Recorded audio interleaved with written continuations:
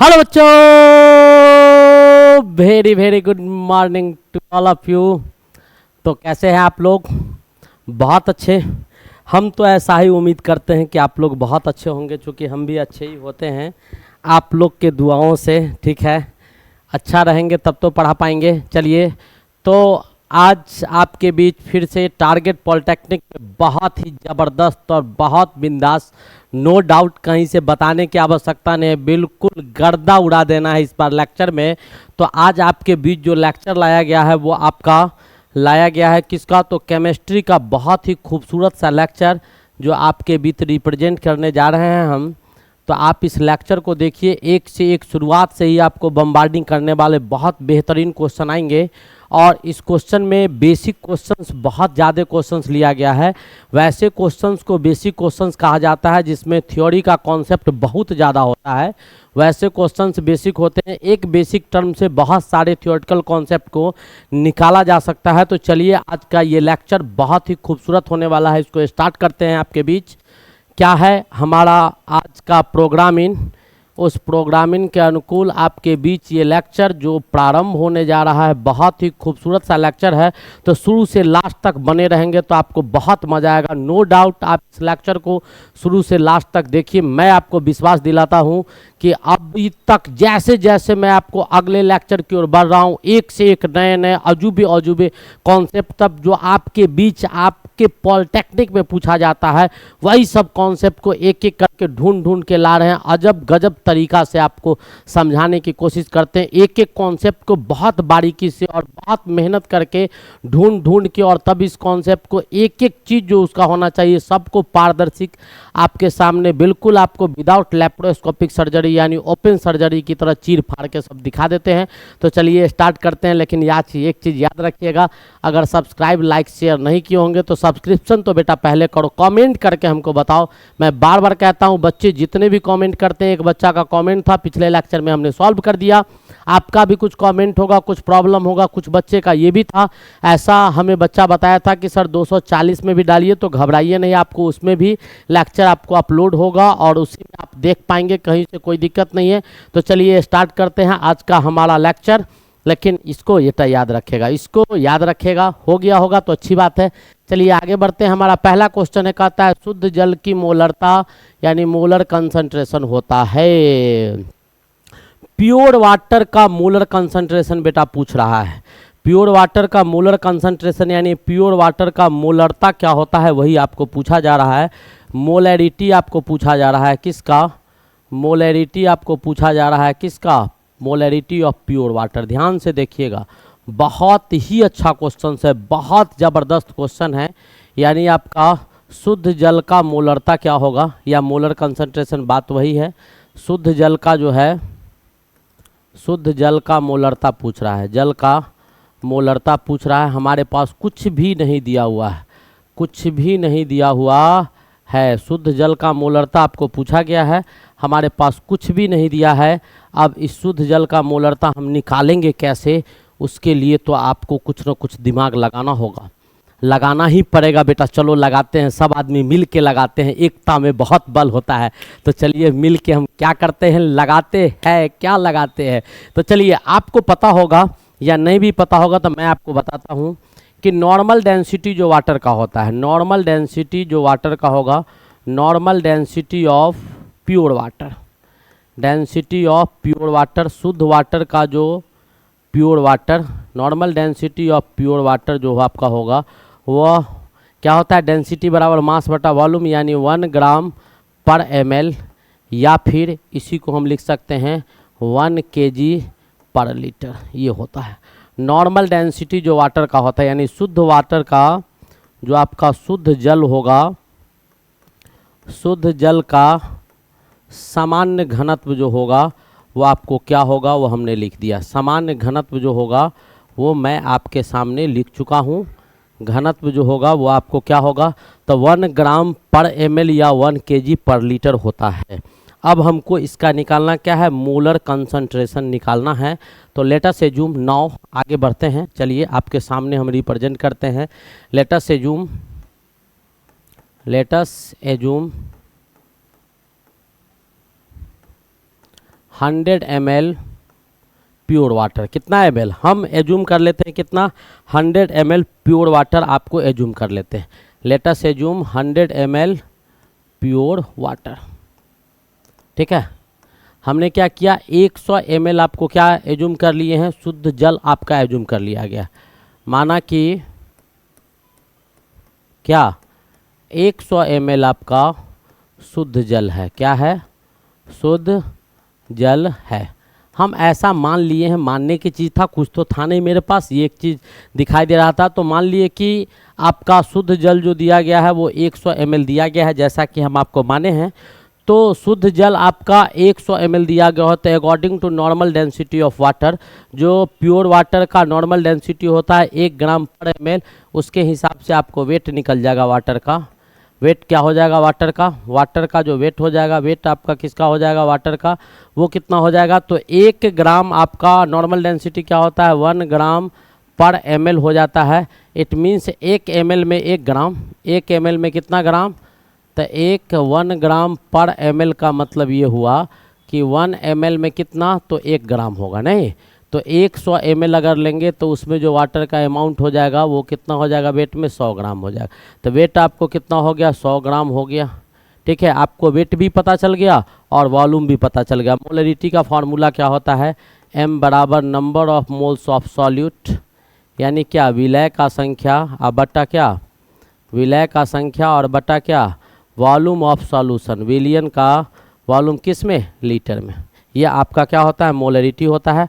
अब चलिए हम इसी कॉन्सेप्ट का इस्तेमाल करके देखते हैं कि क्या वैल्यू आ रहा है, उस वैल्यू की ओर बढ़ने की कोशिश करते हैं। तो मास, कितना मास दिया गया है, तो 100 ग्राम आपको दे दिया गया है। ठीक है, नॉर्मल डेंसिटी से पता चला, जब 100 ml लिए तो 1 ग्राम पर ml था, तो उससे ये पता चल गया। तो ये आपको दिया हुआ रहेगा तभी ये आएगा, अदरवाइज नहीं आएगा। 100 ग्राम और वाटर का मास कितना होता है वो निकाल लेते हैं। H2O का तो हाइड्रोजन का 1 होता है, तो 2 गुने 1, और ऑक्सीजन का 16 होता है, तो 16 + 2 कितना हो जाएगा, 18 ग्राम। तो इसको कितना से, गिवन वेट बट्टा molar weight, number of moles निकल गया। ठीक है, नंबर ऑफ मोल्स हमने क्या किया, गिवन वेट बट्टा मोलर वेट के कॉन्सेप्ट से निकाल दिया कि नंबर ऑफ मोल्स दिया गया भार बता आणविक भार या मोलर भार जो होता है वो। वॉल्यूम सॉल्यूशन का तो वॉल्यूम कितना दिया गया है, 1000 मिलीलीटर है, 100 मिलीलीटर है। वॉल्यूम इसको लीटर में चेंज करना होगा, तो 1000 से भाग दे दीजिएगा, तो ये किस में चेंज कर जाएगा, तो ये बेटा आपका लीटर में चेंज कर गया। किस में चेंज कर गया, मिलीलीटर से किस में चेंज कर गया, तो लीटर में चेंज कर गया। चलिए, इतना आपका 100/1000 क्या हो गया, लीटर हो गया। अब इसको काटो तो 2 शून्य गायब हो गया, ये 10 ऊपर जाएगा, तो ऊपर में आपको कितना आ गया, यहाँ से हम आगे बढ़ते हैं, तो ऊपर में 10 गया, तो ये हो गया 1000 अब बट्टा ग्राम से ग्राम तो कट ही गया आपका, ये आ गया मोल पर लीटर। ठीक है, तो इतने मोल हो गए, और ये आपका पर लीटर मोलरिटी, तो 1000/18 m हो गया। अब इसको भाग दो, 18 से भाग दीजिएगा, तब कितना आएगा, तो काटो इसको 9 बार में काट दो, ये आपका 500 आ जाएगा। तो 500 को क्या करो, 9 से भाग दो, तो 9 × 5 = 45, 9 × 5 = 45 और 0.555 आएगा। इसी को 55.6 हम लिख सकते हैं। क्या लिख सकते हैं, 55.6 हम लिख सकते हैं। आपको समझ में, उम्मीद है समझ में आ गया होगा। बहुत ही बेहतरीन क्वेश्चन था। तो ऑप्शन कौन होगा, ये होगा। तो मोलर कंसंट्रेशन जो वाटर का होता है बेटा, वो 55.6 होता है प्योर जल का। मोलरिटी 55.6 होता है। ये तब होता है जब वाटर का डेंसिटी आपको नॉर्मल होगा, यानी ये डेंसिटी होगा, तब होगा। अदरवाइज वाटर का डेंसिटी आप अगर चेंज कर दीजिएगा तो मोलरिटी भी क्या हो जाएगा, चेंज कर जाएगा। जल के घनत्व को चेंज कीजिएगा तो जल का मोलरता भी क्या हो जाएगा, चेंज हो जाएगा। उम्मीद है आपको समझ में आ गया होगा। बहुत बेहतरीन क्वेश्चन था। मैंने एक एक चीज आपको सॉल्व करके दिखा दिया। चलिए मूव करते हैं अगले क्वेश्चन की ओर। हमारा अगला क्वेश्चन क्या है, जरा गौर से देखिएगा। क्या कहता है, गैस स्थिरांक R का मान जूल प्रति डिग्री प्रति मोल में होता है। जूल प्रति डिग्री प्रति मोल में होता है। उसका तो कहानी हम पहले ही आपको लिख दिए। R का जो वैल्यू होता है वो आपको 8.314 जूल पर मोल पर केल्विन होगा। इट मीन्स क्या, ये ऑप्शन आपका करेक्ट हो गया। लेकिन रेट कांस्टेंट क्या होता है हम पहले वो दिखा देते हैं। मैंने रेट का बहुत सारा यूनिट आपको लेके आया है। तो आप जानते होंगे आदर्श गैस समीकरण। ध्यान से देखिएगा, इसको यूनिवर्सल गैस कांस्टेंट कहा जाता है। ये आर आपका क्या होता है, यूनिवर्सल, ध्यान से देखिएगा, यूनिवर्सल गैस कांस्टेंट होता है, कांस्टेंट होता है। इसको हम लोग सार्वत्रिक गैस स्थिरांक बोलते हैं, सार्वत्रिक गैस स्थिरांक बोलते हैं। क्या बोलते हैं, सार्वत्रिक गैस स्थिरांक हम लोग इसको बोलते हैं। और हम इसको कैसे निकालते हैं वो भी आपको सिखा देते हैं। तो आइडियल गैस इक्वेशन, आदर्श गैस समीकरण जो होता है, आइडियल गैस इक्वेशन आप जानते होंगे, नहीं जानते होंगे तो आज जान जाइए, मैं आपको बहुत कुछ दिखा रहा हूँ। PV बराबर nRT होता है, PV बराबर nRT होता है, और यहीं से R बराबर PV अपॉन N और T हो जाता है। ठीक है, जहाँ पर P आपका प्रेशर होता है, P क्या होता है, प्रेशर होता है। ठीक है, प्रेशर का यूनिट जिसमें लेना है, ATM लेना है, बार लेना है। ठीक है, उसके बाद आपका टॉर लेना है, तो प्रेशर का कोई भी यूनिट ले सकते हैं, ATM ले सकते हैं, बार ले सकते हैं, टॉर ले सकते हैं, mm ऑफ Hg ले सकते हैं। ये आप यूनिट लिख सकते हैं। प्रेशर के बाद आपका वॉल्यूम हो गया, भी आपका वॉल्यूम हो गया। वॉल्यूम का यूनिट लीटर लीजिए, मिलीलीटर लीजिए। ठीक है, आपको जिस यूनिट में आपको पसंद है, मीटर क्यूब लीजिए, पर सेंटीमीटर क्यूब लीजिए, पर मीटर क्यूब लीजिए, तो वॉल्यूम ले सकते हैं। उसके बाद आपको n आपको नंबर ऑफ मोल्स है, तो मोल है, तो मोल का यूनिट तो बेटा मोल ही होता है, ये याद रखिएगा। मोल का केवल मोल होगा, तो सब में मोल लगा होगा। जितने भी यूनिट आपको दिखाए हैं देखिएगा, सब में मोल होगा। मोल का एक ही यूनिट होता है, तो सब में आपका क्या होगा, मोल होगा। हाँ, मोल को क्या लिख सकते हैं, गिवन वेट बट्टा मोलर वेट, यानी गिवन वेट बट्टा मोलर वेट। तो आपका जितना भी यूनिट आपको दिया गया है वो में सब में सारे के सारे यूनिट में आपको मोल तो सब में लगा होगा, नो डाउट आपको दिखाई दे रहा होगा, सब में मोल लगा होगा। n मोल हो जाता है, और T आपका टेम्परेचर होता है। और तापमान में आप क्या कीजिएगा, टेम्परेचर में, तो टेम्परेचर में आप केल्विन ले सकते हैं। ठीक है, डिग्री सेल्सियस ले सकते हैं। ठीक है, केल्विन हो गया, डिग्री सेल्सियस हो गया, फ़ारेनहाइट हो गया, ये ले सकते हैं। और उस यूनिट के हिसाब से, इसके हिसाब से आर में 4 टर्म आया, एक प्रेशर आया, एक आपका वॉल्यूम आया, एक नंबर ऑफ मोल्स आ गए, एक टेम्परेचर आ गए। और सभी के यूनिट को कैसे आ रहा है, तो ऊपर वाला 2 गुना में है, 2 भाग में, तो 2 आपको पर में आएगा, पर करके 2 होगा। ध्यान से देखिएगा, सब में 2 यूनिट आपका पर करके आ रहा होगा। पर करके यूनिट कौन सा आ रहा है, ज़रा ध्यान से देखिएगा। यहाँ पर मोल पर केल्विन है। ठीक है, यहाँ पर आपका पर मोल पर केल्विन है, यहाँ पर सेकेंड पर केल्विन है, पर केल्विन पर मोल है, पर मोल पर केल्विन है। ध्यान से देखिएगा, पर केल्विन पर मोल है, पर केल्विन पर मोल है, पर केल्विन पर मोल है। 2 यूनिट, क्योंकि 2 यूनिट आपका नीचे था, तो इसका जब ऊपर जाएगा तो पर मोल पर केल्विन। प्रेशर का और वॉल्यूम का यूनिट गुना में होगा, तो हमने अलग अलग यूनिट में बहुत सारे वैल्यू आपको लिख दिए हैं। कुछ भी कहीं से पूछेगा तो आपको दिक्कत नहीं होना चाहिए, इसीलिए ऐसा किया गया है कि आज के बाद कभी भी ये क्वेश्चन आए तो आर का किसी भी यूनिट में आपको वैल्यू लेने में कभी परेशानी न हो, इस पॉइंट ऑफ व्यू से मैंने पूरे को तोड़ के रख दिया है। 0.082 8.31 इसको जूल पर केल्विन भी डायरेक्ट लिखा जा सकता है। 0.0821 लीटर ATM पर मोल पर केल्विन। इसमें ज़्यादा यूज होने वाला यूनिट आपका ये है, और उसके बाद ये है। 2 यूनिट बहुत ज़्यादा यूज होता है। ये सब रेयरेस्ट ऑफ रेयर यूज होगा। 8.314 into 10⁻³ atomic mass unit metre square per second per kelvin. 8.314 into 10⁻²। मैंने क्या किया, लीटर आपको जो चेंज किए हैं वो थोड़ा बहुत चेंज किए। जैसे प्रेशर को बार में चेंज कर दिए, लीटर केल्विन पर मोल था ही, लीटर केल्विन पर मोल है ही। ATM को किस में, बार में चेंज कर दिए, तो 10⁻² लगा दिए। यहाँ पर 8.3 है, तो ये मीटर क्यूब, वॉल्यूम को मीटर क्यूब में चेंज कर दिए, और इसको प्रेशर को पास्कल में चेंज कर दिए। दोनों को चेंज किए, और उसके बाद ये दोनों में कोई परिवर्तन नहीं, ये दोनों को चेंज किए तो वैल्यू ये आ गया। ठीक है, वैसे ही आपका 63.3 लीटर टॉर, प्रेशर को किस में चेंज कर दिए, लीटर पर केल्विन पर मोल, तीनों सेम था। मैंने चेंज किसको किया, तो टॉर, यानी प्रेशर को ATM से टॉर में चेंज कर दिए। यहाँ पर ATM में था, देखो यहाँ पर ये वैल्यू, जैसे ही प्रेशर को टॉर में चेंज किए वैल्यू चेंज कर गया। ठीक है, वैसे ही आपको 1.987 इंटू 10⁻³ किलो कैलोरी पर केल्विन पर मोल है। 8.21 इंटू 10⁻⁵ मीटर ATM पर, तो ये 3 यूनिट सेम था, मीटर में चेंज कर दिया। किसको, आपको लीटर को किस में चेंज कर दिए, मीटर में, तो आपको ये वैल्यू आ गया। ठीक है, अब आपको समझ में आ गया होगा। ये भी आपका बहुत ही बेहतरीन क्वेश्चन था, नो डाउट कि आपके क्वेश्चंस खराब थे, बहुत अच्छे क्वेश्चन थे। हमने एक एक चीज़ आपको समझा दिया, समझ में आ गया होगा। आगे बढ़ते, इससे ज़्यादा क्या ऑपरेट करे बेटा, कुछ तो बचा नहीं इसमें।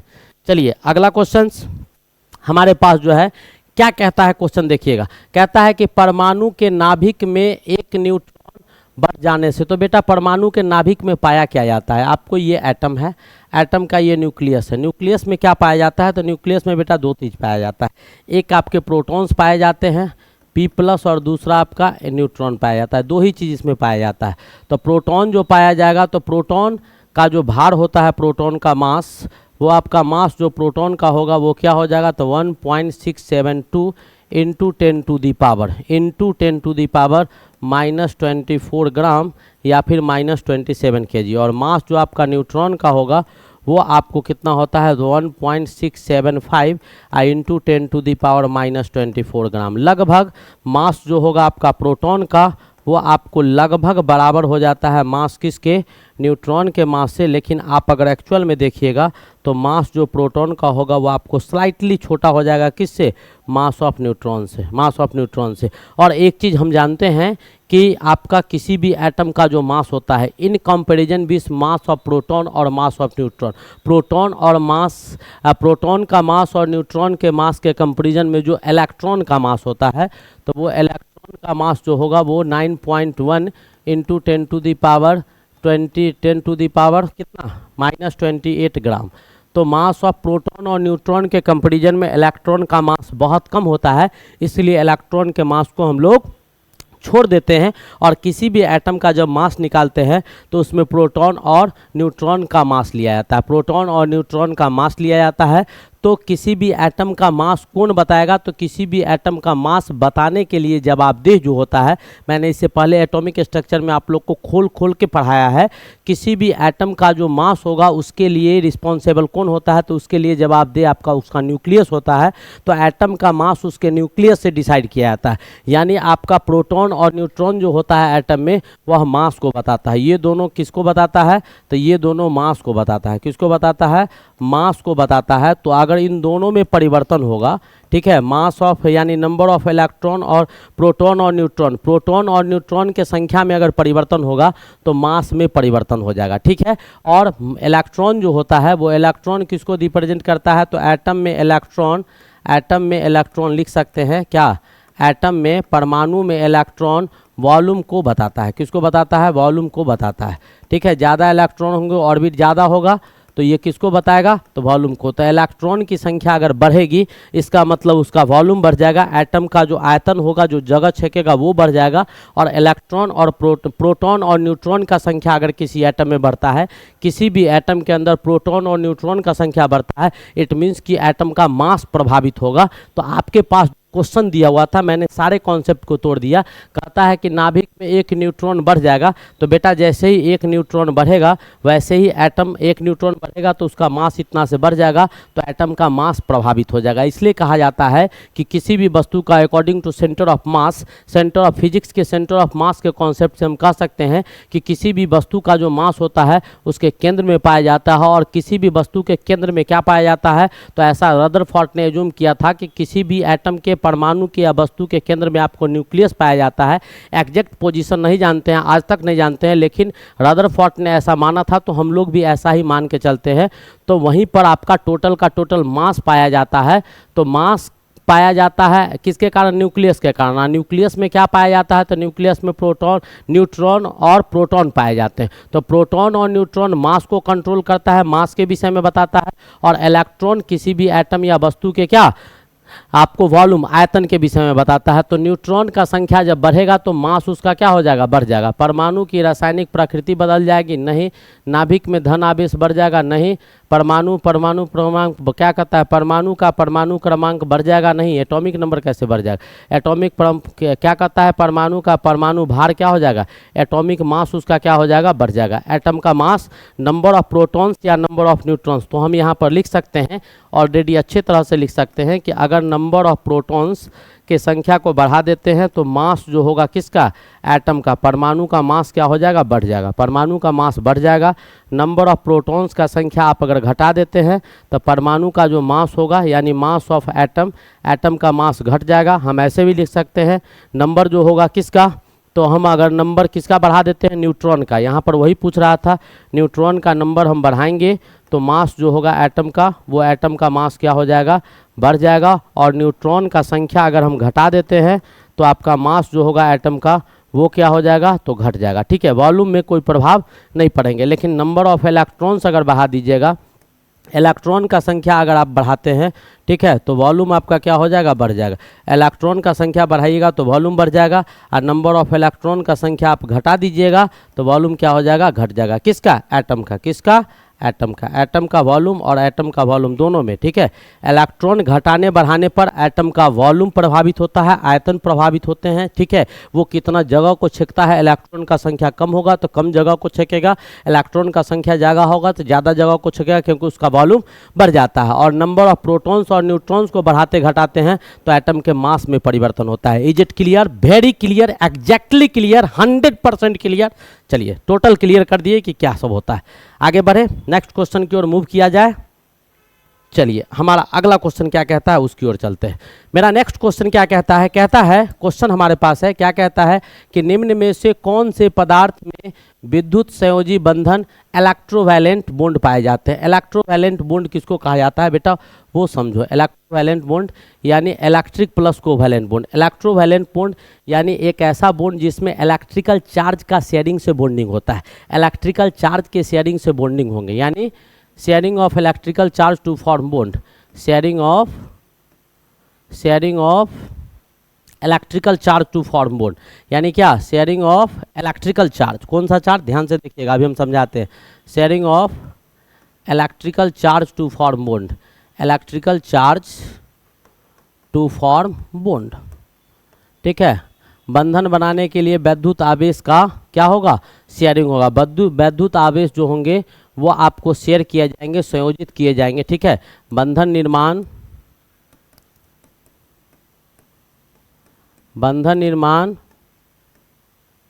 विद्युत आवेश संयोजन से। ठीक है, अब आपको पूछ रहा है कि CH3Cl में बन रहा है NaCl में, तो आपको विद्युत संयोजी बंधन जो आपको पाया जाएगा वो किस में पाया जाएगा, NaCl में पाया जाएगा। इसको आप तोड़िएगा तो Na प्लस और Cl माइनस में बदलेगा, और यही जो आपका प्लस माइनस दिया हुआ है, ये प्लस माइनस आपस में शेयर करके दोनों के बीच में क्या बना लेता है, बॉन्ड बना लेता है। क्या बना लेता है, बॉन्ड बना लेता है। तो उम्मीद है ये भी क्वेश्चन आपको समझ में आ गया होगा। निम्न में से कौन से पदार्थ में विद्युत संयोजी बंधन का निर्माण होता है, मीथेन में नहीं होगा। इस सब में बेटा जो होगा, ये जो बॉन्ड है तो ये आपका कार्बन हाइड्रोजन में जो होगा ये आपका कोवैलेंट बॉन्ड होगा, सहसंयोजन बंधन हो जाएगा CH4 में। ठीक है, Cl2 में आपका कौन सा बंधन हो जाएगा, तो आयनिक बॉन्ड हो जाएगा। कौन सा बॉन्ड हो जाएगा, आयनिक। ये भी होगा, लेकिन इसमें आपका अपोजिट चार्ज का शेयरिंग नहीं होता, अपोजिट चार्ज का शेयरिंग नहीं होता है। CH3Cl में भी नहीं होगा। ठीक है, अब हम आगे बढ़े, नेक्स्ट क्वेश्चन की ओर मूव करें। चलिए अगले क्वेश्चन की ओर चलते हैं। क्या कहता है कि अपचायक कौन है। अपचायक किसको कहा जाता है, तो रेड्यूसिंग एजेंट को कहा जाता है। किसको कहा जाता है, तो रेड्यूसिंग एजेंट को कहा जाता है। तो रेड्यूसिंग एजेंट क्या करता है, सो आपको अपचायक रेड्यूसिंग एजेंट यानी अपने आप को रिड्यूस करे और दूसरे को ऑक्सीडाइज करे। यानी क्या, अपचायक किसको कहा जाएगा, तो अपचायक आपको जो होगा रिडक्टेंट होता है। अपचायक का मतलब होगा रिडक्टेंट।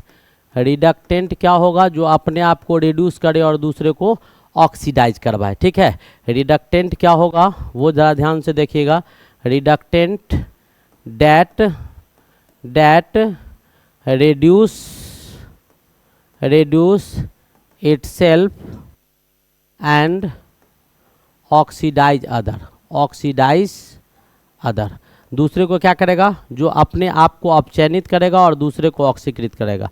जो अपने आप को अपचयनित करेगा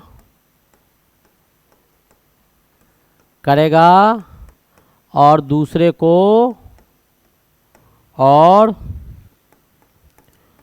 को ऑक्सीकृत करेगा। क्या करेगा, ऑक्सीकृत करेगा। ठीक है, दूसरे को क्या करेगा, ऑक्सीकृत करेगा। मैंने एक चीज़ आपको बताया था रिडॉक्स में कि अगर दूसरे को गरीब बनाना है तो अमीर बनने का आदत डालो, दूसरे किसी को गरीब बनाना है तो अपने आप को अमीर बनने का आदत डालना चाहिए। आप जब अमीर हो जाइएगा तो दूसरा इंसान आपको ऑलरेडी गरीब हो जाएगा। क्यों गरीब हो जाएगा, इसके पीछे रीजन है। क्यों गरीब हो जाएगा, इसीलिए गरीब हो जाएगा दूसरा आदमी क्योंकि आप जब उसके साथ रहेंगे तो उसका सारा पैसा खर्च करवा देंगे, तो आप क्या हो जाइएगा, सारा पैसा खर्च करवा दीजिएगा, उससे पैसा ले लीजिएगा या खर्च करवा दीजिएगा तो आप अमीर हो जाइएगा, वो गरीब हो जाएगा। आपको अगर दूसरे को अमीर बनाना है तो आपको क्या बनना होगा, गरीब बनना होगा। अपना सारा संपत्ति उसको दे दीजिए, वो अमीर हो जाएगा, आप क्या हो जाइएगा, गरीब हो जाइएगा। तो रिडक्टेंट पूछ रहा था कि अपचायक कौन होता है, तो अपचायक जो होता है वो अपने आप को रिड्यूस करता है और दूसरे को ऑक्सीडाइज करने का काम करता है, तो इलेक्ट्रॉन त्यागता है। ये क्या करेगा, इलेक्ट्रॉन त्यागने का काम करेगा, अपने आप को क्या करेगा, रेड्यूसिंग एजेंट है, नहीं उल्टा लिख दिए, जो अपने आप को ऑक्सीडाइज करवाएगा, डेट ऑक्सीडाइज, ठीक है। रेड्यूसिंग एजेंट, रिडक्टेंट मतलब रेड्यूसिंग, एक सेकंड रुक जाइए, हम उल्टा लिख दिए हैं, यहाँ पर रेड्यूस होगा और यहाँ पर ऑक्सीडाइज होगा, ठीक है, उल्टा कर दिए हैं। तो यहाँ पर भी जो अपने आप को क्या करवाता है, हाँ, जो आप डेट ऑक्सीडाइज इटसेल्फ, यानी अपने आप को ऑक्सीडाइज करेगा और दूसरे को क्या करवाएगा, रेड्यूस करवाएगा, दूसरे को क्या करवाएगा, रेड्यूस करवाएगा। तो हिंदी वाला में भी चेंज कर लीजिए, जो अपने आप को ऑक्सीकृत करता है और दूसरे को अपकृत करता है, ठीक है। जो अपने आप को, यानी अपने आप को ऑक्सीकृत करेगा और दूसरे को क्या करेगा, अपचयित करवाएगा, अपचयित करवाएगा, ठीक है, या अपकर्णित करवाएगा, ठीक है। तो जब अपने आप को ऑक्सीकृत करेगा तो ऑक्सीडेशन क्या होता है, तो आपको पहले ही पता बता चुके हैं, एक वर्ड याद होगा, मैं बार बार एक वर्ड से 100 बार ये क्वेश्चन बता चुका हूँ, loss of electrons means oxidation. इस वर्ड को भूलना नहीं है बेटा, लॉस ऑफ इलेक्ट्रॉन मतलब ऑक्सीडेशन और इसका मतलब gain of electron means reduction, gains of reduction means reduction. तो जो दूसरे को क्या करवाएगा, रिड्यूस करवाएगा, तो रिड्यूस करवाएगा तो अपने आप को इलेक्ट्रॉन खोएगा, दूसरे को देगा, तो दूसरा इलेक्ट्रॉन को लेके अपकर्णित हो जाएगा, अपचयनित हो जाएगा और अपने इलेक्ट्रॉन को खोएगा तो ऑक्सीकृत कर जाएगा, ठीक है। तो ये भी आपके बहुत अच्छे क्वेश्चन थे कि रिडक्टेंट यानी रेड्यूसिंग एजेंट किसको कहा जाता है, जो दूसरे को रेड्यूस करवाता है, रिडक्टेंट या रेड्यूसिंग एजेंट बोल सकते हैं। तो यह एक ऐसा पदार्थ होता है जो दूसरे को रेड्यूस करवाता है, अपने आप को ऑक्सीडाइज करवाता है। तो हमको ऑक्सीडाइज करवाना होगा तो इलेक्ट्रॉन हम त्यागेंगे, लॉस ऑफ इलेक्ट्रॉन करेंगे तो हम ऑक्सीडाइज होंगे, और जो इलेक्ट्रॉन हम लूज करेंगे वही इलेक्ट्रॉन दूसरे लॉस कब करेंगे, जब मेरे साथ कोई आएगा। ऐसे तो कोई किसी को कुछ देता नहीं है, तो हम लॉस इलेक्ट्रॉन यानी इलेक्ट्रॉन को लूज तब करेंगे जब कोई इलेक्ट्रॉन लेने वाला मेरे पास आएगा, तो हम देंगे और वो लेगा। तो हम जब देंगे तो इलेक्ट्रॉन को लूज करेंगे तो हम क्या कहलाएंगे, हम ऑक्सीडाइज हो जाएंगे, वो रेड्यूस हो जाएगा। तो उसको रेड्यूस कौन करवा रहा है, हम करवा रहे हैं, हम इलेक्ट्रॉन देके करवा रहे हैं ना, तो हम रेड्यूसिंग एजेंट उसके लिए हो जाएंगे, ठीक है। चलिए अगले क्वेश्चन की ओर मूव किया जाए। हमारा नेक्स्ट क्वेश्चन क्या कहता है सो देखिएगा। अगला क्वेश्चन क्या कहता है, कहता है कि आवर्त सारणी के किसी आवर्त यानी पीरियड में परमाणु क्रमांक बढ़ने पर, पीरियड में जो परमाणु क्रमांक बढ़ता है उसका कहानी दिया हुआ है। तो बेटा पीरियड में हम ले लेते हैं आपका पीरियड 3 का कहानी ले लेते हैं, पीरियड 3 का कहानी ले लेते हैं।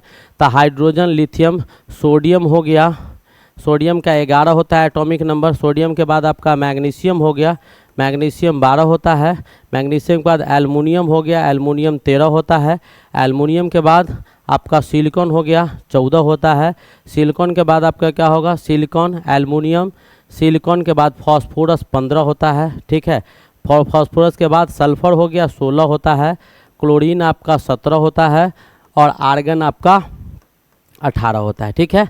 क्या कह रहा है क्वेश्चन, आवर्त सारणी के किसी आवर्त में परमाणु क्रमांक बढ़ने पर। था आपको परमाणु नंबर दिखाई दे रहा होगा, आवर्त में क्या हो रहा है, तो पहले 11 था, 11 से 12 हो गया, 12 से 13 हो गया, 13 से 14 हो गया, 14 से 15, 16, 17 और 18। जब ये बढ़ता है तो क्या होता है, तो आपको पता होना चाहिए कि पीरियड में जब हम लेफ्ट टू राइट जाते हैं तो मेटेलिक बिहेवियर घटता है और इलेक्ट्रोनिगेटिव कैरेक्टर क्या होगा, जब पीरियड में हम चलेंगे इधर से तो आपको इलेक्ट्रोनिगेटिव कैरेक्टर यानी वैद्युत ऋणात्मक गुण जो होता है, इलेक्ट्रोनिगेटिव कैरेक्टर जो होगा वो आपका बढ़ेगा बाएं से जाने पर, बढ़ेगा बाएं से दाएं जाने पर, बाएं से दाएं जाने पर, बाएं से कहाँ, दाएं जाने पर, यानी दाहिने पीरियड में जब आगे बढ़ेंगे लेफ्ट टू राइट, ठीक है, तो बाएं से दाएं जाने पर, दाएं जाने पर क्या होता है, बढ़ने का काम करता है, ठीक है। तो इलेक्ट्रोनिगेटिव कैरेक्टर जो होगा, यानी इलेक्ट्रोनिगेटिविटी जो होंगे वो आपको इंक्रीज करेगा from left to right, left से राइट जाने पर क्या हो जाएगा, इंक्रीज करेगा। ये आपको इसी में नहीं होता है, इसके बाद आप अगर पीरियड 4 का एग्जाम्पल लेते हैं तो वो भी ले सकते हैं। जैसे हम आपको पीरियड 4 का भी एग्जाम्पल दिखा सकते हैं। तो पीरियड 4 का एग्जाम्पल आप ले लीजिएगा तो उसमें भी आपका यही कहानी आएगा जो हम बता रहे हैं। पोटेशियम के बाद आपका सोडियम के बाद क्या होगा, पोटेशियम होगा। पोटेशियम के बाद आपका कैल्शियम हो जाएगा। कैल्शियम यानी ये आपका 19 हो जाएगा, ये आपका 20 हो जाएगा, ठीक है। कैल्शियम के बाद आपका स्कैंडियम हो जाएगा, ठीक है, 21 हो जाएगा, ठीक है। उसके बाद आपका टाइटेनियम हो जाएगा, 22 हो जाएगा। वैनेडियम हो जाएगा, 23 हो जाएगा। नीचे एटॉमिक नंबर लिख रहे हैं, यहाँ क्या लिख रहे हैं, एटॉमिक नंबर यानी परमाणु संख्या लिखा जा रहा है, ठीक है, कैसे इंक्रीज किया। वैनेडियम के बाद आपका क्या हो जाएगा, क्रोमियम हो जाएगा, 24 हो जाएगा। उसके बाद आपका मैंगनीज हो जाएगा, 25 हो जाएगा। उसके बाद आपका आयरन हो जाएगा, 26 हो जाएगा। उसके बाद आपका कोबाल्ट हो जाएगा, 27 हो जाएगा, ठीक है। उसके बाद आपका निकल हो जाएगा, 28 हो जाएगा। उसके बाद आपका कॉपर हो जाएगा, 29 हो जाएगा। उसके बाद आपका कॉपर के बाद क्या हो जाएगा, जिंक हो जाएगा, ये 30 हो जाएगा। जिंक के बाद आपका गैलेनियम हो जाएगा, ठीक है, 31 हो जाएगा। उसके बाद क्या हो जाएगा, गैलेनियम हो जाएगा, 32 हो जाएगा, ठीक है। उसके बाद आपका आर्सेनिक हो जाएगा, 33 हो जाएगा, ठीक है। उसके बाद आपका टीन हो जाएगा, आपका 34 हो जाएगा, ठीक है। उसके बाद आपका टीन हो गया,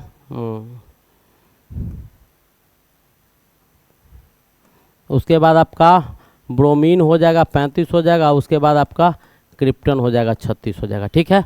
तो आप देख रहे होंगे जब पीरियड नंबर 4 में आगे जैसे जैसे हम बढ़ रहे हैं वैसे वैसे परमाणु संख्या बढ़ रहा है। तो आपका ये धात्विक कण है यानी इलेक्ट्रोपॉजिटिव है, ये आपको इलेक्ट्रोपॉजिटिव ये सब इलेक्ट्रोपॉजिटिव है, ये सब इलेक्ट्रोपॉजिटिव है जिंक तक।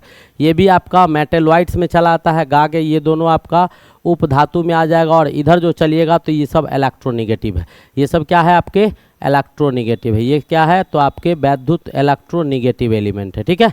और इधर वाला आपको जितना है तो इलेक्ट्रो सबसे ज़्यादा धनात्मक ये सब इलेक्ट्रॉन देगा, तो कि शुरू से ही आपका इलेक्ट्रोपॉजिटिव है। जैसे जैसे आगे बढ़ते हैं वैसे वैसे इलेक्ट्रोनिगेटिव कैरेक्टर बढ़ने का काम करता है। तो विद्युत ऋणात्मक प्रवृत्ति जो होगा वो आपको पीरियड में बाएं से दाएं जाने पर जैसे जैसे आपका परमाणु संख्या बढ़ेगा, एटॉमिक नंबर बढ़ेगा, वैसे वैसे इलेक्ट्रोनिगेटिव कैरेक्टर बढ़ते हैं। तो किसी भी पीरियडिक टेबल में जो बाएं तरफ एलिमेंट पाए जाते हैं वो आपको मेटल होता है, जो पॉजिटिव नेचर का होता है, वो इलेक्ट्रॉन देने का काम करता है।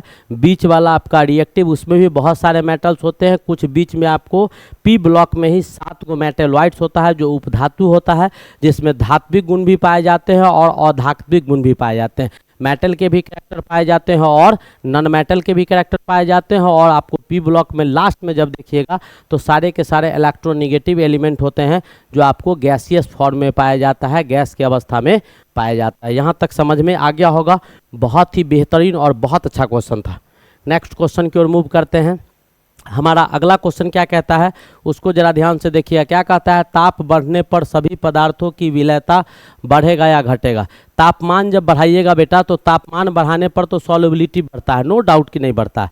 तापमान बढ़ाने पर सॉल्युबिलिटी बढ़ेगा, बिल्कुल बढ़ेगा। आप ठंडा पानी में चीनी को मिलाइए, आप नॉर्मल पानी में चीनी को मिलाइए, या फिर आप जो है सो ऐसा कीजिए कि गर्म पानी कर दीजिए, उसमें चीनी को मिलाइए। जब 50 डिग्री सेल्सियस रहेगा या जब 70 डिग्री सेल्सियस रहेगा, या पानी उबलता हुआ पानी जो है यानी पानी को उबाल दीजिए 100 डिग्री सेल्सियस पर। 100 से ज़्यादा होगा तब तो पानी वाष्प में चल जाएगा, लेकिन 100 डिग्री सेल्सियस पर पानी आपको पानी की ही अवस्था में रहेगा, उबलता हुआ खौलता हुआ पानी रहेगा। वो 100 डिग्री सेल्सियस पर पानी खौलता है। जब 100 से ज़्यादा टेम्परेचर आप देते हैं तब वो पानी वाष्प में परिवर्तित होना शुरू हो जाता है। उससे ज़्यादा टेम्परेचर आपका खर्च हो जाएगा, उससे ज़्यादा टेम्परेचर रखने की क्षमता आपको पानी में नहीं होता है, ठीक है।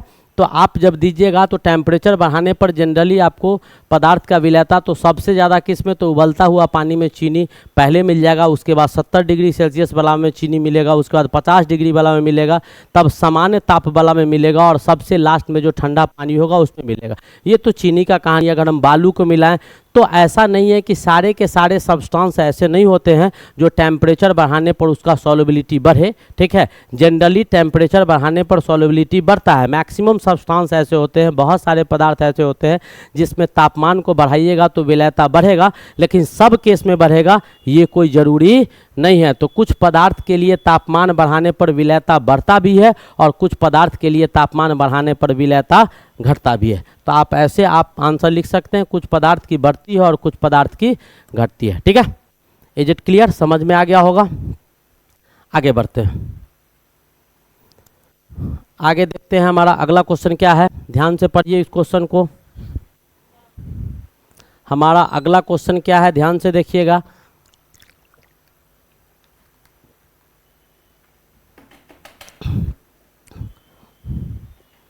हमारा अगला क्वेश्चन कहता है, क्या कहता है कि किसी रासायनिक अभिक्रिया में साम्य एवं स्थापित माना जाता है। यानी कोई भी आपका रासायनिक अभिक्रिया जो होगा वो आपको इक्विलिब्रियम स्टेट में पाया जाएगा।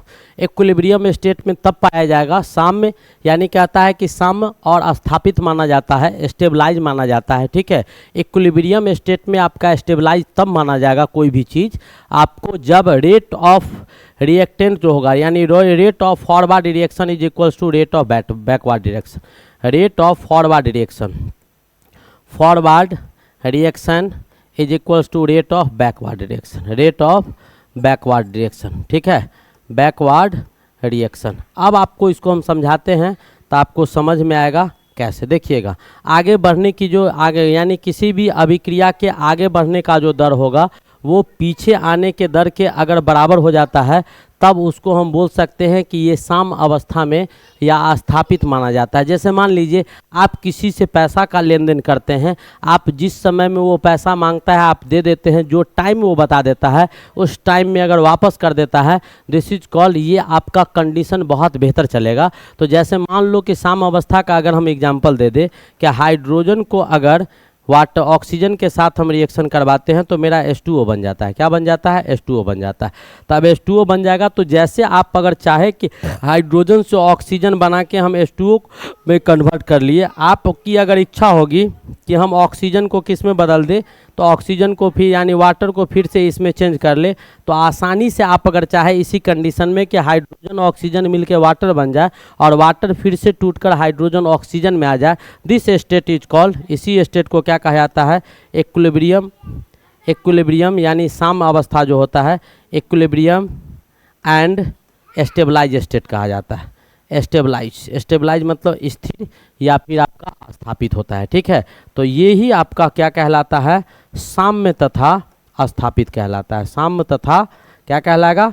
स्थापित कहलाएगा। साम्य तथा स्थापित कहलाएगा। तो इसी को हम लोग साम्य या स्थापित बोलते हैं। दोनों का दोनों स्टेट आपके जो होते हैं वो बेहतरीन होते हैं और दोनों फॉर्म में आसानी से रह सकता है, कहीं कोई दिक्कत नहीं।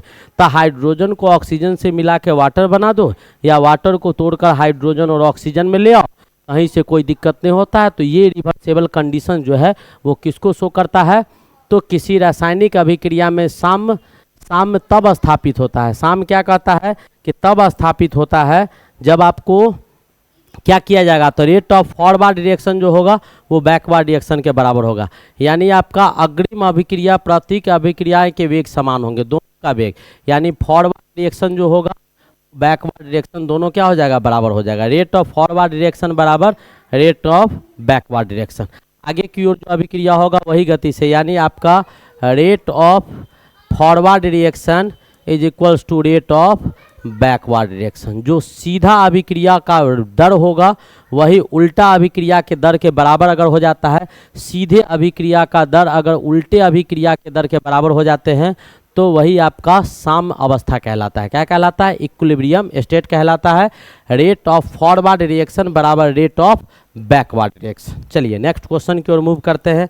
हमारा अगला क्वेश्चन क्या कहता है? क्या कहता है कि मीथेन, क्या दिया हुआ है कि मीथेन अणु के कार्बन परमाणु के चारों ओर हाइड्रोजन परमाणु की व्यवस्था इस प्रकार होती है। तो बेटा आपको पता है कि मीथेन आपका ऐसे करके जो है घेरे हुए रहता है, ऐसे करके, और ये जो अवस्था आपको दिखाई दे रहा है ये टेट्राहेड्रल यानी 4 गो कोना वाला, तो यह अवस्था क्या होता है? टेट्राहेड्रल होता है। ऑक्टाहेड्रल नहीं होता है, प्लेनर नहीं होता है और वर्ग पिरामिडल नहीं होता है। अभी हम मोस्टली इसको ज़्यादा ब्रेक नहीं करेंगे क्योंकि इसको पढ़ाने के लिए प्लेनर कब कब होता है, तो इसको समझाने के लिए आपको हमको हाइब्रिडाइजेशन समझाना होगा, संकलन समझाना होगा। जब एक एक चीज़ हम आपको समझा देंगे तो आप किसी भी एलिमेंट या कंपाउंड का हाइब्रिडाइजेशन निकाल के बता सकते हैं कि उसका स्ट्रक्चर स्ट्रक्चर कैसा होगा, उसका स्ट्रक्चर आपका टेट्राहेड्रल होगा यानी चतुष्फलकीय होगा, ऑक्टाहेड्रल होगा या फिर ट्राइगोनल होगा, ट्राइगोनल प्लेनर होगा, स्क्वायर पिरामिडल होगा, स्क्वायर बाई पिरामिडल होगा। नहीं, ये सारा कहानी मैं आपको समझाने में तब सक्षम हो पाऊंगा जब आपको मैं क्या समझा पाऊंगा, जब आपको पहले हम आपको हाइब्रिड ऑर्बिटल या हाइब्रिडाइजेशन का कॉन्सेप्ट दे देंगे, तब आपको समझने में अच्छा रहेगा। ठीक है, लेकिन अभी वो बताना हमको नहीं है। तो यहाँ तक तो समझ में आ गया होगा, समझा दिए टेट्राहेड्रल होता है। चलिए आगे की ओर बढ़ते हैं।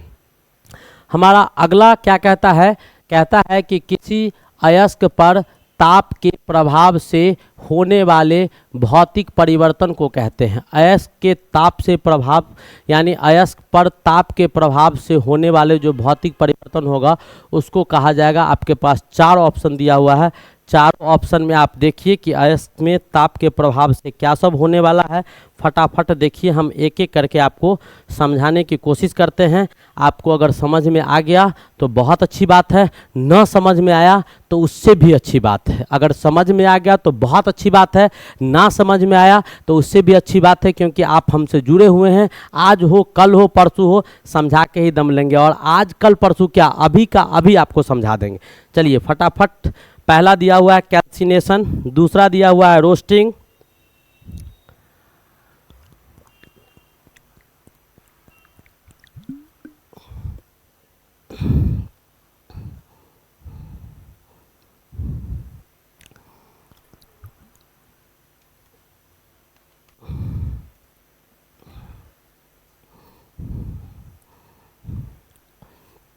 अब देखिए हमारे पास 4 प्रोसेस है। पहला दिया हुआ कैल्सिनेशन। देखिए बेटा, कैल्सिनेशन जो प्रोसेस होता है वो आपको कंसंट्रेशन का प्रोसेस होता है। पहले आपको कंसंट्रेशन हम बता देते हैं। कंसंट्रेशन का मतलब होता है सांद्रण। It means removal of impurities from ore. Removal of impurities, removal of impurities from ore, removal of impurities from ore या कोई भी सब्सटेंस है। ठीक है, यानी अशुद्धियों का बाहर करना, अशुद्धियों का बाहर होना। यानी कंसंट्रेशन का मतलब भी होता है कि जो आपको अशुद्ध पदार्थ होते हैं, जो किसी भी पदार्थ में अशुद्धियां पाया जाता है, उसको बाहर निकालने का विधि ही हमारा क्या कहलाता है, कंसंट्रेशन कहलाता है। तो कंसंट्रेशन उम्मीद है समझ में आ गया होगा।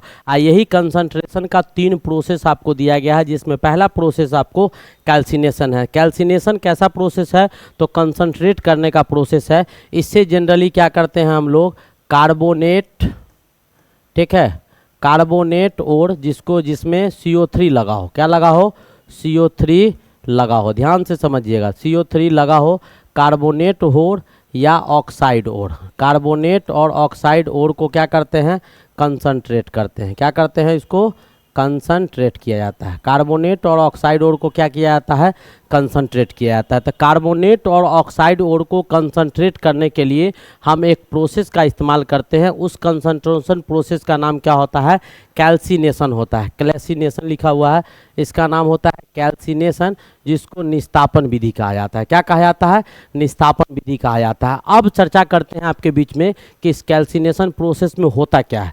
तो चलिए बेटा, कैल्सिनेशन में क्या होता है कि कोई भी कार्बोनेट और जो आपके पास होगा, जैसे हम कैल्शियम कार्बोनेट ले लेते हैं, क्या ले लिए, कैल्शियम कार्बोनेट ले लिए, CaCO3 ले लिए। अब हमको CaCO3 को क्या करवाना है, कंसंट्रेट करवाना है। तो CaCO3 को कंसंट्रेट करवाइएगा। ठीक है, तो आपका जैसे ही CaCO3 को कंसंट्रेट करवाइएगा तो आपको क्या करना होगा, इसको गर्म करना होगा। ऊपर में लिखा हुआ है, इसको गर्म करना होगा। गर्म कब करेंगे, तो इसके मेल्टिंग पॉइंट के नीचे। इतना गर्म नहीं करेंगे कि इसका मेल्टिंग पॉइंट को छू जाए और ये पिघल जाए।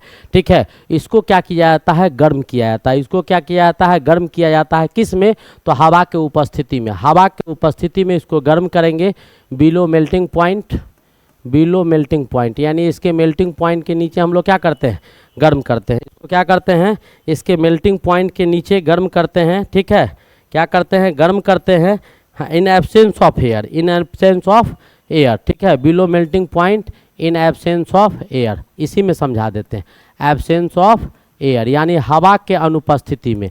हवा के अनुपस्थिति में किसी भी सब्सटेंस को अगर गर्म किया जाता है, उसके पिघलन बिंदु के नीचे, तो ये आपको टूट जाएगा किस में, कैल्शियम ऑक्साइड में, और यहाँ से कार्बन डाइऑक्साइड गैस बाहर निकल जाएगा। क्या टूट गया, कैल्शियम ऑक्साइड में बदल गया, और कार्बन डाइऑक्साइड यहाँ से क्या हो गया, बाहर हो गया। कार्बन डाइऑक्साइड यहाँ से क्या हो गया, बाहर हो गया गैस के फॉर्म में। ठीक है, वैसे ही आपको और भी एग्जांपल्स हम ले सकते हैं, जैसे आपका ZnCO3 है, वही कहानी जो ऊपर किए थे ऊपर नीचे, तो आपको क्या मिल जाएगा, तो ZnO जिंक ऑक्साइड मिल जाएगा।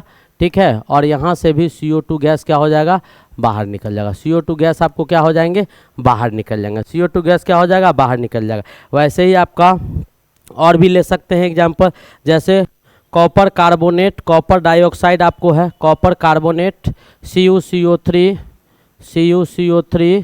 और CuOH होल 2 को आप अगर लीजिएगा एग्जाम्पल में, तो वही कहानी लीजिएगा तो आपको क्या बन जाएगा, CuO बन जाएगा, H2O बन जाएगा, और CO2 गैस यहाँ से बाहर निकल जाएगा। ठीक है, तो ये प्रोसेस आपका क्या कहलाता है, तो ये हवा के अनुपस्थिति में किसी भी कार्बोनेट ओर को या ऑक्साइड ओर को हवा के अनुपस्थिति में उसके मेल्टिंग पॉइंट, उसका जो पिघलन बिंदु होगा, हवा के अनुपस्थिति में उसके पिघलन बिंदु के नीचे अगर हम गर्म करते हैं तो वो आपके ऑक्साइड में, मेटल का जो धातु का ऑक्साइड होगा उसमें चेंज कर जाएगा और इस नेचर में चेंज कर जाएगा। ये आपको किसका कहानी था, कैल्सिनेशन का कहानी था।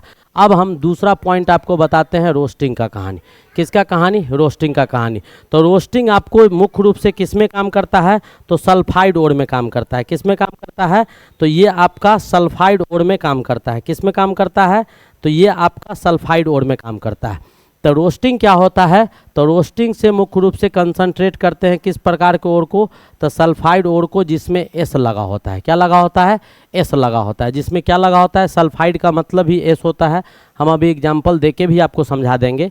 तो ये आपका सल्फाइड ओर एस लगा हो, क्या हो, एस लगा हो। ठीक है, तो सल्फाइड ओर को क्या किया जाता है, कंसंट्रेट किया जाता है। सल्फाइड ओर को कंसंट्रेट किया जाता है। इसमें होता क्या है उसका कहानी देखिए। जैसे आपका जिंक सल्फेट, हम एक एग्जांपल ले लिए, जिंक सल्फाइड आपका क्या ले लिए, एक एग्जांपल ले लिए। अब जिंक सल्फाइड को क्या करना है हमको, तो जिंक सल्फाइड को गर्म करेंगे। जिंक सल्फाइड को क्या करेंगे, गर्म करेंगे। तो यहाँ भी गर्म किया जाता है बेटा मेल्टिंग पॉइंट के नीचे, बिलो मेल्टिंग पॉइंट के नीचे ही यहाँ पर भी गर्म किया जाता है।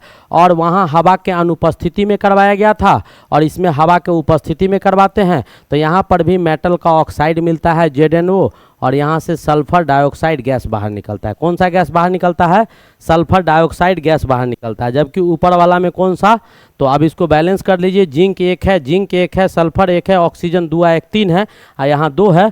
तो इसको जैसे ही बैलेंस कीजिएगा तो यहाँ पर ऑक्सीजन के जगह पर 3/2 लगा दीजिएगा। ठीक है, ये आपको बैलेंस हो गया। तो ये आपको ऐसे बहुत सारे एग्जाम्पल ले सकते हैं जिससे रोस्टिंग प्रोसेस को भी हम समझ सकते हैं। जैसे ZnS का बता दिए, वैसे ही आपको HgS का भी ले सकते हैं या CO2S का भी ले सकते हैं। हम एक और एग्जांपल दे देते हैं, HgS का एग्जांपल हम दे देते हैं, और इसको भी क्या कीजिएगा, आप गर्म कीजिएगा। ठीक है, इन प्रेजेंस ऑफ O2, तो आपको क्या मरकरी का ऑक्साइड बन जाएगा और सल्फर डाइऑक्साइड गैस यहाँ से बाहर निकल जाएगा। सल्फर डाइऑक्साइड गैस क्या हो जाएगा, आपको बाहर निकल जाएगा। उम्मीद है आपको ये भी समझ में आ गया होगा या आ रहा होगा। इसको भी बैलेंस आप कर सकते हैं, तो बैलेंस आप कीजिएगा। शायद बैलेंस तो नहीं दिखाई दे रहा है, लेकिन चलिए हम इसको बैलेंस कर देते हैं। आपको 2 इधर लगा दीजिए, 2 इधर लगा दीजिए और 2 इधर लगा दीजिए। ठीक है, 2 HgS है, तो 2 मरकरी 2 सल्फर 2 से 1 सल्फर है, तो 2 यहाँ लगाना होगा आपको। ठीक है, ऑक्सीजन उधर कितना हो गया भाई, 2 ठो, उधर 2 2 4 हो गया, और इधर आपका 1 5 है, और इधर 2 तो लगाएंगे ही, तो ये 6 हो गया। तो ऑक्सीजन 6 लाना है, तो यहाँ 3 कर दो, हो गया, बात खत्म। ये बैलेंस हो गया। तो ऐसे करके, तो दोनों में हमने कैल्सिनेशन में और रोस्टिंग में क्या किया, तो कैल्सिनेशन में क्या किए कि आपको कार्बोनेट ओर को कंसंट्रेट करने के लिए एक प्रोसेस का इस्तेमाल करते हैं जिसको कैल्सिनेशन बोलते हैं। ऑक्साइड ओर को कंसंट्रेट शुद्ध करने के लिए जिस प्रोसेस का इस्तेमाल करते हैं वो रोस्टिंग होता है। कैल्सिनेशन में निस्तापन में क्या होता है कि कार्बोनेट अयस्क को गर्म किया जाता है उसके मेल्टिंग पॉइंट के नीचे। इसमें भी क्या किया जाता है, सल्फाइड अयस्क को गर्म किया जाता है उसके मेल्टिंग पॉइंट के नीचे। ये हवा के अनुपस्थिति में होता है, ये हवा के उपस्थिति में होता है। दोनों के दोनों केस में हमको क्या प्राप्त होता है, तो जिंक जिंक ऑक्साइड प्राप्त होता है। दोनों के दोनों केस में हम जिंक ऑक्साइड को प्राप्त करते हैं। इसमें कार्बन डाइऑक्साइड गैस बाहर निकलता है, इसमें आपको सल्फर डाइऑक्साइड गैस बाहर निकलता है। दोनों का काम क्या होता है कि ओर को पोरस बना देता है, छिद्रयुक्त बना देता है, ठीक है। दोनों का काम दोनों मेटल ऑक्साइड को देता है, ठीक है। तो पोरस बनाने के लिए या छिद्रयुक्त करने के लिए हम लोग इसका प्रयोग करते हैं। अब हमारे पास एक और प्रोसेस है, उस प्रोसेस का नाम क्या दिया हुआ है, स्मेल्टिंग प्रोसेस है। तो स्मेल्टिंग किस प्रकार का प्रोसेस है, तो स्मेल्टिंग जब इन दोनों प्रोसेस को कर लेते हैं उसके बाद हमारे पास आता है तीसरा स्मेल्टिंग प्रोसेस। स्मेल्टिंग प्रोसेस में क्या किया जाता है कि जो आपका कैल्साइंड ऊपर यानी इससे जो ओर प्राप्त हुआ है, कैल्साइंड और रोस्टेड ओर, कैल्साइंड और रोस्टेड ओर जो हम प्राप्त किए हैं, रोस्टिंग और कैल्सिनेशन से जो ओर हमको प्राप्त होता है, ठीक है, प्राप्त होता है, ठीक है, होता है, उसे कार्बन या CO की मदद से रिड्यूस करवाते हैं। क्या करवाते हैं, मदद से रिड्यूस करवाया जाता है। क्या करवाया जाता है, रिड्यूस करवाया जाता है। इसी प्रोसेस को क्या कहा जाता है, स्मेल्टिंग कहा जाता है, करवाया जाता है। तो इसमें क्या हो जाता है, बड़ा सिंपल है कि रोस्टेड और कैल्साइंड ओर जो आपका निस्तापित या फिर जारित या भंजित अयस्क जो होते हैं उसको कार्बन की मदद से रिड्यूस करवा देते हैं, और उसके बाद जो हमारे पास मेटल मिलता है वो आपको इम्प्योर फॉर्म में आपको मेटल मिल जाता है, और उसको प्यूरिफिकेशन प्रोसेस से प्योर कर देते हैं। तो जैसे हम इसको भी समझ सकते हैं, तो इसको समझने के लिए मैं आपको एक एग्जांपल देता हूं, जरा ध्यान से देखिएगा।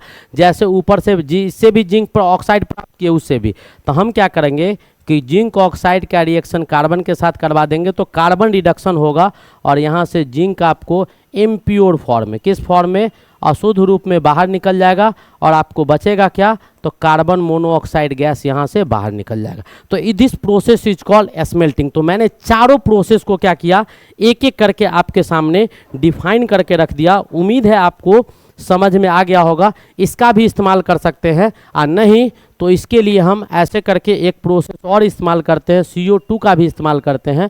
तो जिंक ऑक्साइड का रिएक्शन हम लोग कार्बन मोनोऑक्साइड से करवाएंगे, तो कार्बन मोनोऑक्साइड रिएक्शन होगा, जिंक आपको इम्प्योर फॉर्म में अशुद्ध रूप में बाहर निकलेगा, और आपको जो मिलेगा वो कार्बन डाइऑक्साइड यहाँ से गैस बाहर निकल जाएगा, ठीक है, जो हमारे एटमॉस्फेयर में रिलीज हो जाएगा। उम्मीद है आपको समझ में आ गया होगा।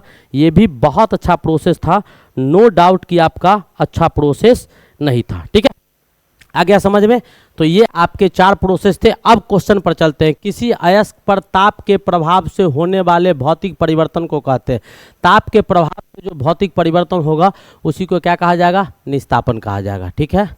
कोई दिक्कत, यहाँ तक कोई दिक्कत, यहाँ तक कोई दिक्कत है। चारों का चारों प्रोसेस हम आपका समझा चुके हैं। आगे बढ़े, नेक्स्ट क्वेश्चन की ओर चलते हैं। हमारा अगला क्वेश्चन क्या है वो जरा ध्यान से देखिएगा। क्या कहता है, 1 मोल NaOH बराबर है। बेटा हमने आपको समझाया था, मोल कॉन्सेप्ट में याद होगा क्या समझाया था, वो देखो।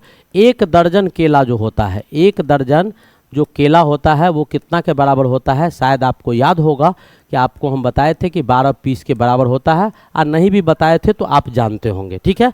उसके बाद मैंने बताया था कि 1 ग्रॉस केला अगर लेते हैं, ठीक है, 1 ग्रॉस केला लिया जाता है तो वो केला कितना के बराबर हो जाता है, तो 144 पीस केला के बराबर होगा, ठीक है। वैसे ही अगर 1 मोल केला आपको हम बोले, 1 मोल क्या बोले, केला बोले, तो आपको वो कितना के बराबर हो जाएगा, तो 1 मोल केला जो हो जाएगा वो आपको 2.022 या 023 यानी 6.023 इंटू 10 टू द पावर 23 केला के बराबर हो जाएगा। 6.023 इंटू 10 टू द पावर 23 इतना पीस क्या होगा, इतना पीस केला के बराबर हो जाएगा। तो आपको 1 मोल NaOH पूछ रहा है, तो कुछ नहीं, 1 मोल जो आपका NaOH हो जाएगा, NaOH हमारा अणु है, ये आपको सोडियम, ऑक्सीजन और हाइड्रोजन से मिलके बना है, तो मॉलिक्यूल्स है सोडियम हाइड्रोक्साइड, ये कंपाउंड है। तो 1 मोल NaOH कितना के बराबर हो जाएगा, तो 6.022 या 23 गुने 10 टू द पावर 23 NaOH अणु के बराबर हो जाएगा। इतने अणु के क्या हो जाएंगे, बराबर हो जाएंगे। ये इतना ग्राम अणु के बराबर हो जाएगा, इतना ग्राम अणु के बराबर होगा या इतना अणु के बराबर होगा। तो कौन सा ऑप्शन होगा, यहाँ दिया हुआ है इतना ग्राम NaOH, नहीं, इतना ग्राम NaOH। यहाँ पर अगर ये नहीं लिखता ना, अणु, तब ये ऑप्शन सही होता है। लेकिन ऐसा नहीं लिखे हुए है, इसलिए ये ऑप्शन क्या हो जाएगा, गलत है। 20 ग्राम अणु ये गलत है, ये कहता है 30 ग्राम अणु गलत है, यानी कौन सा ऑप्शन होगा, इसमें से कोई नहीं। ऑप्शन होता क्या, 6.02 ग्राम NaOH अणु देता ना, ग्राम दिया हुआ है, NaOH अणु लिख देता तो ये सही हो जाता। ठीक है, बहुत ही बेहतरीन और बहुत अच्छे क्वेश्चन थे, आपको समझ में आ गया होगा। नेक्स्ट क्वेश्चन की ओर मूव करते हैं, ये भी बहुत अच्छा क्वेश्चन होगा हमारा। क्या कहता है कि टॉर इकाई है, तो अभी अभी बेटा हमने आपको बताया था कि mm ऑफ Hg, ध्यान से देखिएगा, mm ऑफ Hg, ठीक है। एक ATM जो होता है 760 mm ऑफ Hg होता है, ठीक है। mm जब जान गए तो cm ऑफ Hg, mm आपका क्या है, लेंथ का यूनिट है, cm of Hg, m of Hg, ठीक है, या km ऑफ Hg। आप इसको बदलते जाइए, मिलीमीटर है, सेंटीमीटर है, मीटर है, किलोमीटर है, ऐसे हम चेंज करते रहेंगे। तो ये सारे प्रेशर के यूनिट है, ये सब किसके यूनिट है, प्रेशर के यूनिट है। मैं आपको एक एक करके बता रहा हूँ, ध्यान से समझते रहिएगा। ये भी प्रेशर का, ये भी प्रेशर का, ये भी प्रेशर का, ऐसे ही आपको बहुत सारे यूनिट है। आपको ATM प्रेशर का यूनिट है, ठीक है, आपको बार प्रेशर का यूनिट है, आपको टॉर प्रेशर का यूनिट है, ठीक है। ऐसे सो मेनी यूनिट्स जो है वो आपको प्रेशर के लिए इस्तेमाल किया जाता है। किसके लिए इस्तेमाल करते हैं, ऐसे बहुत सारे इकाई हैं जो आपको प्रेशर के लिए इस्तेमाल किया जाता है। किसके लिए इस्तेमाल किया जाता है, न्यूटन मीटर स्क्वायर, पास्कल, ये सब, mm of Hg, newton metre square, ठीक है, न्यूटन मीटर स्क्वायर, ठीक है। क्योंकि प्रेशर बराबर क्या होता है, प्रेशर बराबर फोर्स बट्टा आइडिया भी होता है। तो फोर्स का न्यूटन और इसका क्या, इसका मीटर स्क्वायर, ठीक है। और उसके बाद आपको इसका यूनिट जो है पास्कल भी होता है, ये क्या होता है, पास्कल भी होता है। तो ये सारे के सारे यूनिट जो हम आपको बताए हैं, ये सारा का सारा प्रेशर का यूनिट है। तो आपको पूछ रहा है कि टॉर जो है, टॉर के विषय में पूछ रहा है कि ये टॉर जो है वो आपका यूनिट है। शायद आपको पता चल गया होगा कि ये किसका यूनिट है, तो दाब का यूनिट है। किसका यूनिट है, दाब का यूनिट है। 1 टॉर जो होता है वो किसके बराबर होता है, 1 mm ऑफ Hg के बराबर होता है, 1 mm ऑफ Hg। मरकरी का 1 mm ऑफ Hg जो होता है वो 1 टॉर के बराबर होता है। तो ये सारे के सारे यूनिट आपको किसका यूनिट है, तो ये टोटल का टोटल यूनिट जो हमने आपको लिखा है, ये सारे के सारे प्रेशर का यूनिट। आ गया समझ में, आगे बढ़े। नेक्स्ट क्वेश्चन की ओर हम मूव करते हैं। हमारा अगला क्वेश्चन क्या है, सो देखिएगा। क्या कहता है, हाइड्रोजन गैस से भरा, हाइड्रोजन गैस से भरा गुब्बारा जब वायुमंडल की ओर सतह पर पहुंचता है, वायुमंडल की ओर सतह पर पहुंचता है तो क्या होता है। आपको पता होगा बेटा कि आप मेला में जाते हैं घूमने के लिए, तो गर्म गैस या हाइड्रोजन गैस का सिलेंडर में गुब्बारा भर भर के बेचते रहता है। और जब उस गुब्बारा को देखिएगा तो वो ऊपर की ओर बिल्कुल स्ट्रेट रहेगा, भरेगा और फिल करेगा, ऐसे ही छोड़ेगा, वो सीधा ऊपर की ओर भागेगा।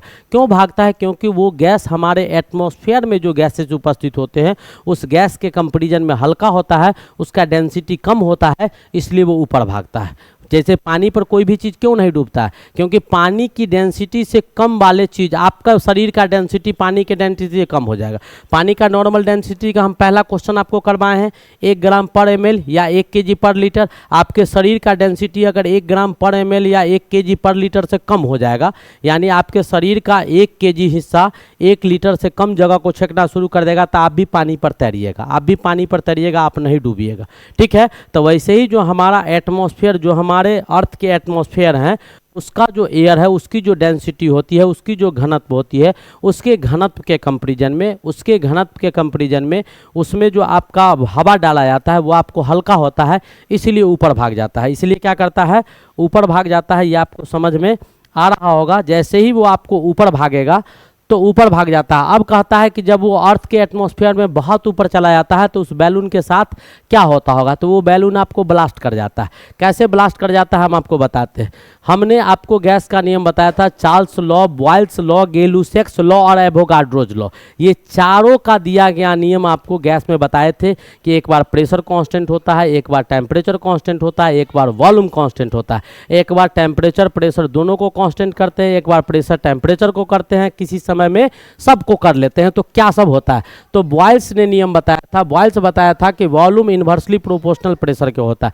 जैसे जैसे हम ऊपर जाते हैं तो ऊपर जाने के बाद आपका क्या हो जाएगा कि प्रेशर बहुत कम जाएगा, प्रेशर बहुत कमेगा तो जैसे ही प्रेशर कमेगा तो वॉल्यूम आपका बढ़ जाएगा। वॉल्यूम क्या हो जाएगा, जैसे ही हम अर्थ के एटमॉस्फेयर से बहुत ऊपर जाते हैं तो प्रेशर डाउन होते रहता है, जैसे ही प्रेशर घटेगा तो वॉल्यूम बढ़ेगा और गुब्बारा आपका क्या हो जाएगा, फूट जाएगा। गुब्बारा क्या हो जाएगा, फूट जाएगा। यानी ऊपर जाने पर प्रेशर कमेगा तो वॉल्यूम बढ़ेगा, तो उसका शेप साइज बढ़ते रहेगा। एक समय आएगा कि प्रेशर बहुत घट जाएगा, वॉल्यूम बहुत ज़्यादा हो जाएगा तो गुब्बारा आपका फूट जाएगा। बहुत मजा आ रहा होगा, बहुत ही इंटरेस्टिंग, बहुत लाजवाब, बिल्कुल लाजवाब लेक्चर जा रहा है।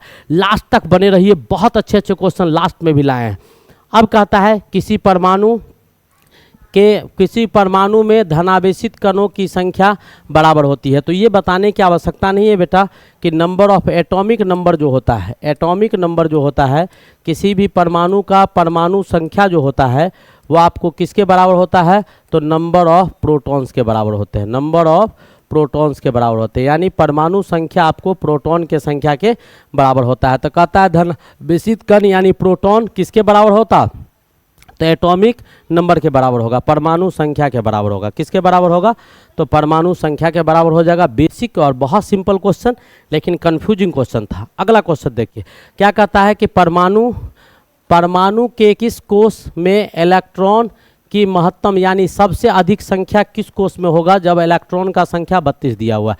तो आपको पता होना चाहिए कि ऑर्बिट या सेल में, ऑर्बिट या सेल में जो नंबर ऑफ इलेक्ट्रॉन्स पाए जाते हैं, नंबर ऑफ इलेक्ट्रॉन्स जो पाया जाता है वो नंबर ऑफ इलेक्ट्रॉन्स कैसे पाए जाते हैं, तो उसका फॉर्मूला हमारे पास होता है क्या, 2n²। ठीक है, n बराबर अगर n बराबर 2n² आपको इलेक्ट्रॉन्स पाए जाते हैं। किसी भी परमाणु के सेल यानी कक्षा में जो इलेक्ट्रॉन का संख्या होता है वो आपको 2n² से निकाला जाता है। हमारे पास कितने इलेक्ट्रॉन्स दिए हुए हैं, 32 बराबर, यानी 2n² बराबर कितना, तो 4। 2n² बराबर 32 ना, 2n कितना हो जाएगा, 2n² बराबर कितना दिया हुआ है, 32। तो अकॉर्डिंग टू क्वेश्चन, प्रश्न के अनुसार हम तो ये जानते थे कि ऑर्बिट या सेल में जो नंबर ऑफ इलेक्ट्रॉन्स पाए जाते हैं वो 2n² के बराबर होता है, जहाँ n आपको नंबर ऑफ सेल या ऑर्बिट होता है, नंबर ऑफ सेल या फिर ऑर्बिट होता है, यानी कक्षा का संख्या होता है। क्या होता है, कक्षा का संख्या होता है, कक्षा का संख्या होता है। किसका संख्या होता है, तो ये कक्षा का संख्या हो जाता है। ठीक है, 2n² किसके बराबर दिया हुआ है, 32 के बराबर दिया हुआ, तो n² बराबर कितना हो जाएगा, 32/2 कट के कितना आ जाएगा, 16 आ जाएगा। तो n बराबर क्या हो जाएगा, √16। संख्या आपका परमाणु संख्या निगेटिव नहीं होगा तो 4। तो पूछ रहा है कि आपका परमाणु के किस कोष में इलेक्ट्रॉन की महत्तम संख्या होगी, तो चौथा में। तो पहला कोष हमारा क्या होता है, L होता है। दूसरा आपका सेल जो होते हैं वो कैसे कैसे होते हैं, तो पहला L, दूसरा M, तीसरा KL, पहला K, दूसरा L, तीसरा M और चौथा N। तो चौथा सेल आपको भरा होगा, कौन सा होगा, तो N में सबसे अधिक आपको इलेक्ट्रॉन्स पाए जाएंगे। समझ में आ गया, ये भी बहुत अच्छा क्वेश्चन था। नेक्स्ट क्वेश्चन की ओर मूव करते हैं। क्या कहता है, किसी तत्व की परमाणु संख्या 11 है तो उसकी संयोजकता क्या होगा। तो 11 बेटा सोडियम का होता है 11, इसका इलेक्ट्रॉनिक कन्फिग्रेशन ऑर्बिट बाइट 2, 8 और 1 लिखिएगा। तो इसका वैलेंसी कितना हो जाएगा, 1 हो जाएगा। वैलेंसी कितना हो जाएगा, संयोजकता भी 1 होगा और वैलेंस इलेक्ट्रॉन भी 1 होगा। संयोजकता भी क्या हो जाएगा, 1 हो जाएगा और वैलेंस इलेक्ट्रॉन भी कितने हो जाएंगे, वाहतम इलेक्ट्रॉन जो हो जाएगा वो भी आपको 1 हो जाएंगे। वैलेंस इलेक्ट्रॉन भी कितना हो जाएगा, 1। तो वैलेंसी कितना हो जाएगा इसका, 1 हो जाएगा। अगर 11 होगा तब, अगर 12 होता, ठीक है, तो 2 होता, 13 होता तो 3 होता, 14 होता तो 4 होता, जब 15 होता तब वैलेंस इलेक्ट्रॉन 5 होते और वैलेंसी 3 हो जाता। ठीक है, वैलेंसी -3 हो जाता। अगर 16 होता, ठीक है, एटॉमिक नंबर यानी इलेक्ट्रॉन अगर 16 होता तो वैलेंस इलेक्ट्रॉन आपको 6 होते और वैलेंसी आपका 2 होता। 17 होता तो वैलेंस इलेक्ट्रॉन 7 होता, वैलेंसी आपको -1 होता। ठीक है, और 18 होता तो वैलेंस इलेक्ट्रॉन 8 होते और वैलेंसी आपको 0 हो जाता। ठीक है, ये हम आपको बता चुके हैं। नेक्स्ट क्वेश्चन की ओर मूव करते हैं। हमारा अगला क्वेश्चन है, क्या कहता है कि HCl में कौन सा बंध पाया जाता है। तो HCl में बेटा ध्रुवीय सहसंयोजन बंधन पाए जाते हैं। कैसे बंधन पाए जाते हैं, ध्रुवीय सहसंयोजन बंधन। HCl को आप अगर तोड़िएगा तो आपको H+ आ जाएगा और Cl- आ जाएगा। इसके बीच की दूरी भी हम बताए थे। तो ये आपका ध्रुवीय सहसंयोजन बंधन पाया जाता है। इसी को क्या कहा जाता है, पोलर कोवैलेंट बॉन्ड, यानी आपका ध्रुवीय ध्रुवीय सहसंयोजन बंधन पाया जाता है। सहसंयोजन बंधन पाया जाता है।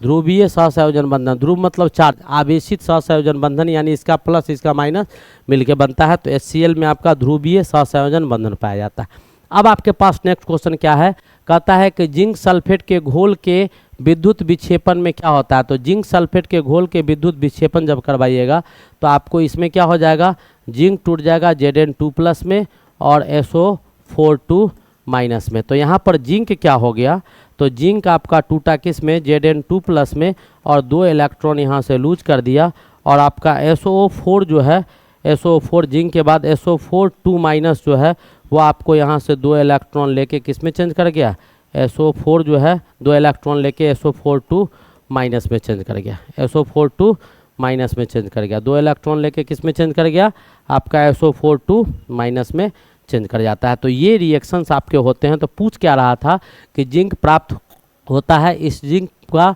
आयतन, जिंक का आयतन जो होगा वो क्या होगा, तो जिंक का बेटा उपचयन होगा, क्या होगा, जिंक का उपचयन हो जाएगा। जिंक इलेक्ट्रॉन लूज करता है, यहाँ पर ऑक्सीडेशन की क्रिया, जिंक का उपचयन हो जाएगा और जिंक आपको 2 इलेक्ट्रॉन लूज कर देगा। नेक्स्ट क्वेश्चन, अगला क्वेश्चन देखिए, बहुत ही बेहतरीन और बहुत अच्छा क्वेश्चन है। अभी तक जितने क्वेश्चन किए उसमें सबसे ज़बरदस्त और सबसे अच्छा क्वेश्चन आपके बीच हम लिए क्वेश्चन लेके आए हैं। जरा ध्यान से देखिएगा, दिमाग हिला देगा। फोटोग्राफी के काम में किस यौगिक का प्रयोग किया जाता है।